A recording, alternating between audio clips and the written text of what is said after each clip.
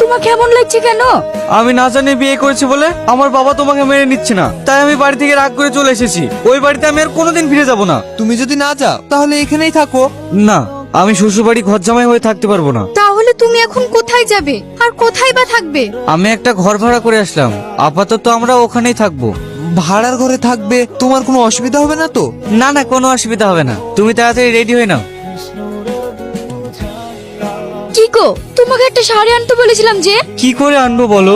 সামান্য বেতনের কাজ করি, ঘর ভাড়া, সংসার চালিয়ে মাস শেষে একটা টাকাও থাকে না। তুমি একটা অবাধ্যত্ব স্বামী, বউকে একটা শাড়ি কিনে দিতে পারবে না? তাহলে বিয়ে করেছিলে কেন? আমার জীবনটাকে ছাড়খাড় করার জন্য? রিনা, তুমি বুঝতে পারছো না কেন?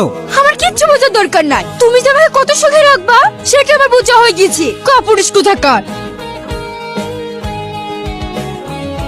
শাড়িটা আপনার খুব পছন্দ তাই না? হ্যাঁ, নিয়ে নিন, আপনাকে খুব মানাবে। কি করে নেব? অনেক দাম। কোথায় এত দাম? এই তো মাত্র 9,999 টাকা। না না, এত টাকা আমার কাছে নেই। এই গিফটটা আপনার জন্য। মানে? কেন, আমি বুঝি দিতে পারি না? প্লিজ এখন না, বাড়িতে গিয়ে খুলবেন। ঠিক আছে। আচ্ছা বিজয়দা, তুমি সবসময় অন্য মানুষ কয়ে থাকো কেন? মুখে কোনো হাসি নেই, কাজ ছাড়া কি কিছুই বোঝো না? না না, ঠিক আছে। তাহলে চলো আজকে কাজ শেষ করে তোমাকে একটা ট্রিট দিই। না টিনা, আজ নয়, অন্য দিন। এটা সেই শাড়ি যেটা তুমি পছন্দ করেছিলে। তুমি পারবে না এই শাড়িটা পরে আমার সাথে ক্যাফেতে দেখা করতে? এতে ফোন নাম্বার রইলো, মনে চাইলে যোগাযোগ করো। কি গো, এখন কোথায় যাচ্ছো? সেটা তোমার না জানলেও হবে।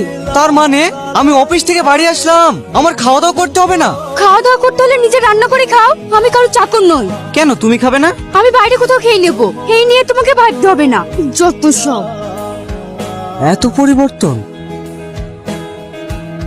বাইরে কেশ, দেখি শুনে যাবে। ওকে রিনা। রিনা, এত রাত পর্যন্ত কোথায় ছিলে? আর ওই ছেলেটাকে? আমার মান সম্মান কিচ্ছু তুলে না। চুপ করো। মান সম্মান মান সম্মান ধরে জল খাও। অপদার্থ কোথাকার। তুমি জানো ওকে? তোমার মতো 10,000 টাকা বেতন পায় কর্মচারী নয়। ও Ramen Chowdhury, steel factory manager. Rakesh Haldar. ওর বেতন শুনলে তোমার চোখ আকাশে উঠে পড়বি। মাসে 1 লাখের ওপরে। জীবনে তুমি স্বপ্নও দেখতে পারবে না। কয়ুর ব্যাংক কয়তে পড়ে থাকতে হবে। বাবু চলে যাওয়ার পর থেকে বাড়িটা কেমন শূন্য হয়ে গেছে। তুমি একবারও খোঁজ নিলে না? তুই কি ভেবেছিস আমি বিজয়কে তাড়ি দিয়ে খুব সুখে আছি না?